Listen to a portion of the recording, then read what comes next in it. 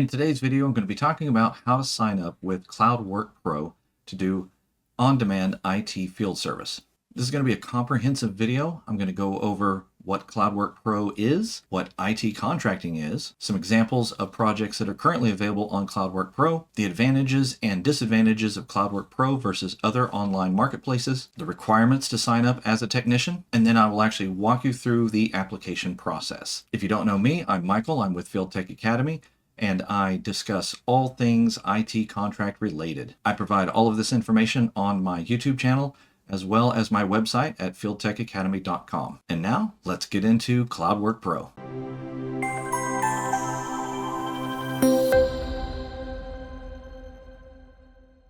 So first off, what is CloudWork Pro? CloudWork Pro is an on-demand IT field services marketplace where companies that need IT-related field service work to be completed come together with technicians all across the United States who are looking to perform on-site IT service calls. So what is on-demand IT field service work? You can kind of equate it to maybe like an eBay for techs, or maybe in the vein of Fiverr. You have companies that have contracts with big box stores or even individual companies where they have a contract to service their IT-related equipment. These companies don't have employees in every single city in every single state, so they rely on IT contractors all around the United States to perform service calls for them. It is more geared towards actual physical on-site work rather than something like Fiverr, which is really online work, development, apps, databases, things like that. If you're familiar with platforms like Field Nation or Work Market, CloudWork Pro operates in the same way with some distinct differences. The basic concept is you have a company that has a need for a service call. They will sign up for these marketplaces, then they will place a ticket on that marketplace and they will offer it to technicians. Technicians have joined that same marketplace and they will see those notifications for those available jobs. They will request them, and then the client will select what technician they want to do the job, and then that technician will go out, perform the job, complete all the deliverables, and get paid for that job. Just to give you an idea of what that might look like, I'm going to show you some available jobs on CloudWork Pro as of this moment, and then I'll go into some of the advantages and disadvantages of the CloudWork Pro marketplace versus some of the other marketplaces. Just for example, I pulled up a Virginia zip code. You can see there are several jobs available, and if we scroll through the list, you'll see that there are several of this same type of job available in different cities, and there's a variety of jobs. You can see there's one for $250, more of the $400 jobs. There's actually one for $12,300. For example, this call is in Maryland.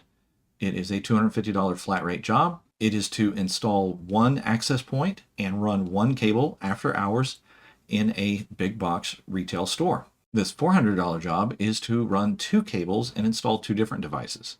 We're installing an AP access point, and you're running a cable to a TV that's in their training room. This $12,000 job is obviously a larger project. It is placed on the marketplace by a different company, by a different buyer. Obviously a lot more involved for the pricing. There's 4 stages. It's a pre-wire, a trim, an equipment installation, and programming and tuning. So just like other marketplaces, CloudWork Pro has jobs available for all different types of work. Before we go any further, I do want to let you know that this video was sponsored by CloudWork Pro. If you would like to apply to become a part of their technician network, I've placed a link in the description that will take you directly to their application process, which of course we'll cover further in the video. If you click that link, then that will let them know that you were sent to them by Field Tech Academy. And of course, that helps the channel so that they know that we are providing them with good leads. Even though they've sponsored this video, I want you to know that the thoughts and opinions in this video are my own. It is important to me that Field Tech Academy is a place you can go for objective opinions. So what are some of the advantages and disadvantages of CloudWork Pro versus some of the other marketplaces out there? One advantage that I see is that their average technician ticket is averaging anywhere from like $550 to $750. Part of that is that they don't allow any tickets on the marketplace that are less than $50. So you're not going to see some little $15 or $25 ticket offer. Another advantage that I really like is the fact that the technicians themselves do not pay any fees for completing the work. So if a ticket is offered to you at $400, you're going to be paid $400. Another advantage of CloudWork Pro is that they vet every technician that applies to be a part of their marketplace. So a disadvantage would be that not every technician is going to qualify to be part of the marketplace, but those that qualify are going to be rewarded with higher paying work no fees, and all your skills and all of your experience are going to be rewarded and recognized. So you're not going to see a bunch of technicians that some of us affectionately call pizza techs or trunk slammers. Your fellow technicians are going to be high quality technicians. Another advantage of CloudWork Pro is that they also hold these professional standards to their clients. So your client experience is going to be better as a technician on CloudWork Pro's marketplace. The clients enjoy using the marketplace because they know that they're going to get professional and experienced and dependable technicians. Another advantage of the CloudWork Pro marketplace versus some of the others is that they have integrated chat communication directly with the client, and this can be done in real time, so you're not posting a message and then hoping to hear back from them at some point. On top of that, they also offer video chat features. To me, this is a big deal. You can contact your client, bring up the video chat feature, and on your phone, show them the equipment or the problem that you're having in real time and get their input and coaching on what needs to happen next. So what are some of the disadvantages? CloudWork Pro is a little newer to the industry, and because of their standards, they're not going to have quite as many tickets as another marketplace might have, but the quality of the jobs that you're going to get is going to be higher. Even if I get a smaller amount of jobs from a platform like CloudWork Pro, but they pay better and the experience is better, then I'm going to be a part of that marketplace. Another disadvantage is that joining CloudWork Pro as a technician is a little more difficult than joining other platforms. Most of the other platforms will take you as long as you have a pulse and you have a social security number. CloudWork Pro holds a higher standard, and they're going to vet their technicians because, again, they want to be able to present to their clients the most highly professional technicians. So kind of as a flip side, you as a technician are going to have less competition and you will be in higher demand. Now let's talk about the requirements to be a CloudWork Pro technician, and then next we'll actually walk through the application process together. CloudWork Pro will require that you complete a one-on-one interview with one of their onboarding staff. They're going to review your past work history. They require a background check. They also require that you have your own commercial general liability insurance, and of course standard things like filling out your profile page and agreeing to their code of conduct. And of course, maintaining excellent performance when you do jobs. So in my opinion, even though there are a few more steps and requirements, I think that it is well worth joining the CloudWork Pro marketplace. Now I'm going to actually walk you through the application process and kind of explain what every step means along the way. To get to their application page, you can click the link in the description of the video, or I'll have a pop-up up above, and this is the page that you will see. You're going to apply as a technician, so you'll select that box. Then you're going to answer the questions about general liability and your background check. Do you carry general liability insurance? Yes. Again, it's a requirement. And are you willing to take a background check? Yes. You're going to confirm. Once you've filled out all your information, you'll select that you've read their terms and conditions, and you're going to select sign up. Now we'll take you through the process of completing your actual profile. If you don't actually have a company name, then you can just put your name in this spot. They don't require you to be an actual company. Then you'll place the email that you want to have receiving job notifications and that you want to manage your account through, your phone number, and then a description of your skill set. Customize it for you. Then you're going to enter your address. You select that. It will automatically pre-fill the country, the street, city, state, etc. Now this is not my address, so don't send me mail here. Once you've entered all the details on the first page, you will hit next. Now it will ask for your tax details. It should already pull your name, your business name, and again, if you don't have a company name, just put your name here. You'll select your tax classification. I'm not a tax expert, so you need to talk to your accountant to verify what classification you are if you don't know. It's going to pull your address from the previous screen. Then it's going to ask how you want your taxes reported. Do you want them reported to your personal social if you're an individual, or an EIN number if you have a company EIN number? Next, you'll enter your name on the signature line, and of course, checkbox to confirm that you've reviewed and that everything is correct. Hit next. Again, profile updated. Now we're on to step 3, personal details. It's going to pull all the same information you've already entered. Now it's asking for your actual personal address. So in theory, if you have a business, you may have a business address, and now this is asking for your actual residence address. This will be used for your background checks. Now again, this is not a real address. I just selected a random address. If you have a LinkedIn profile that you would like to have reviewed as a part of your vetting process, you can enter your LinkedIn profile web address here. Next, on your date of birth, you do have to be over 18. Next, you'll select your profile picture. It'll give you the option to crop it. On your profile picture, you do want to make sure that you are uploading a professional picture. You don't want to be in a t-shirt and have a 5 o'clock shadow and look like you just rolled out of bed.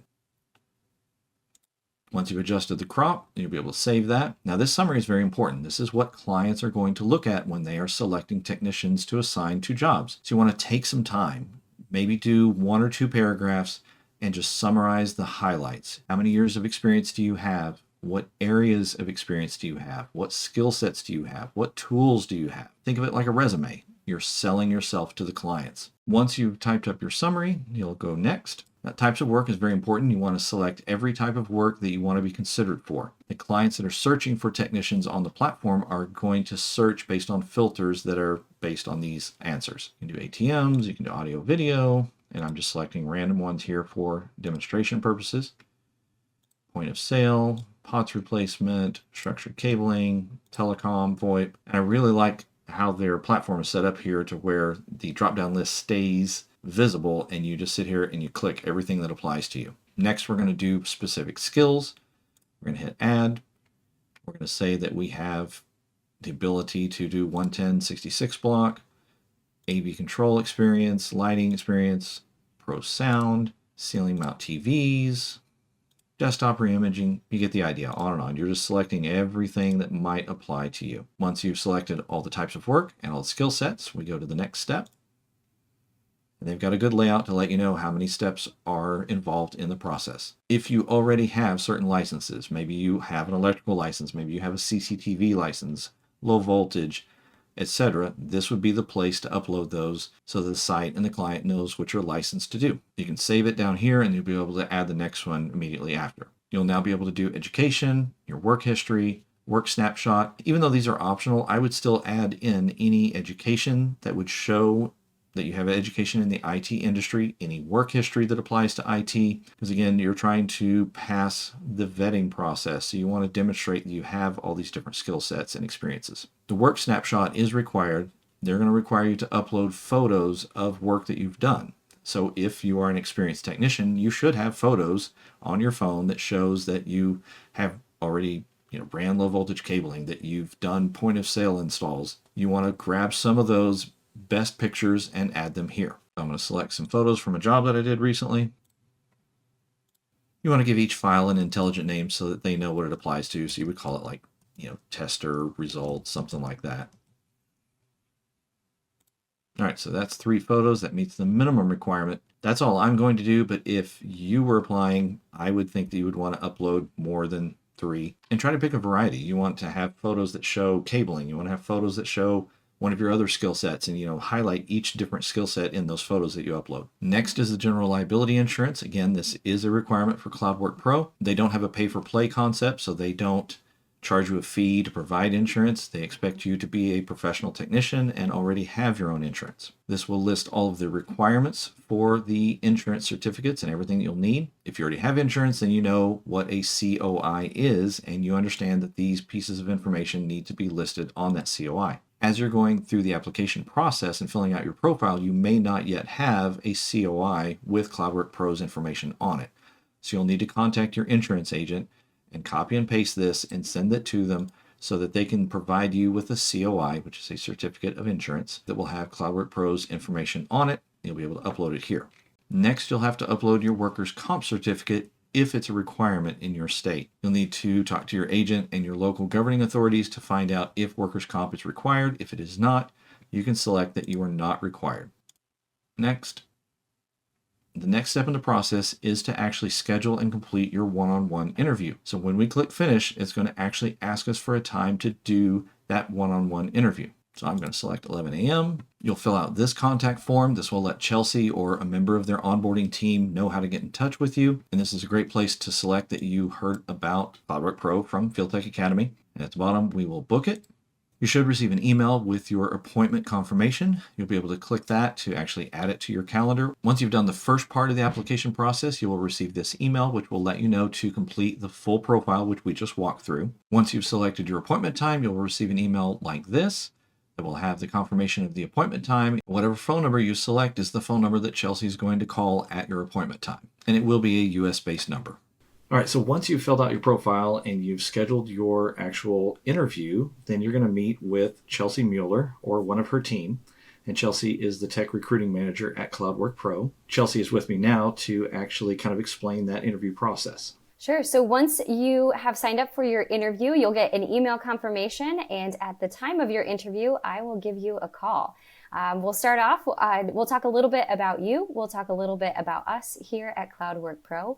We will go over the technician code of conduct and next steps. If technicians have questions about the process, they're welcome to email me. They can always reach out. My contact information is all over the, throughout the application process. They can always reach out to recruiting@cloudworkpro.com, and I will answer, or someone from our team will answer them. We're happy to help technicians get up and running. The key here is that we just want to make sure that we have the best of the best technicians. On average, our field technicians have more than 14 years of field experience. It's not necessarily the requirement, but it is a trend here at CloudWork Pro. So if we have really great technicians, they're welcome to apply here at CloudWork Pro. I appreciate your time, Chelsea, and I hope to send you lots of recruits. Great. Thank you so much. Once you've performed your interview with the CloudWork Pro onboarding team, then they will let you know if you've been approved and have been added to the marketplace. I have joined CloudWork Pro and I have completed jobs for them as a technician, and I've made decent money on those jobs. So personally, I think that you should join the marketplace. There's nothing wrong with diversifying and having additional places to earn money. And those of you that are approved, I think you're going to enjoy how their web app works, how their mobile app works, how responsive it is, and how responsive the company is. In the description of the video, I included, of course, the application link that I mentioned before. I've also included a link to their insurance requirements, so you'll have that readily available. And I've also included a link to their onboarding requirements, so you can look through it to make sure that you really qualify before you apply. I hope this video brought value to you. If it did, please like it and subscribe to the channel. And as always, let's get you out in the field making money. I'll see you in the next video.